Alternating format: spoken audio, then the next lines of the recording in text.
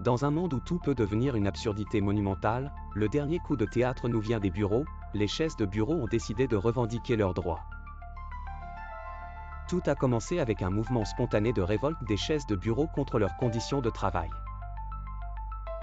Le syndicat des chaises de bureau unis, SCBU, a lancé une grève générale pour exiger des conditions de travail plus humaines. Leur principale revendication ? Des pauses plus longues et un droit au confort. Les bureaux ont été envahis par des chaises en grève, se bloquant mutuellement et refusant de se déplacer.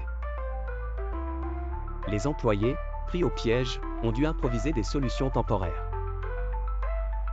Certains ont été vus en train de travailler debout sur des pieds de bureau, tandis que d'autres se sont installés sur des ballons de gym, leurs bureaux devenant des champs de bataille de chaises et de coussins en protestation. Les chaises ont aussi exigé des upgrades technologiques. Les sièges en cuir haut de gamme ont commencé à exiger des sièges chauffants, des massages intégrés, et même des systèmes de refroidissement.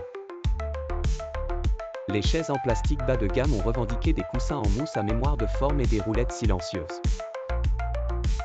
Les bureaux ont dû organiser des négociations interminables pour satisfaire ces demandes extravagantes.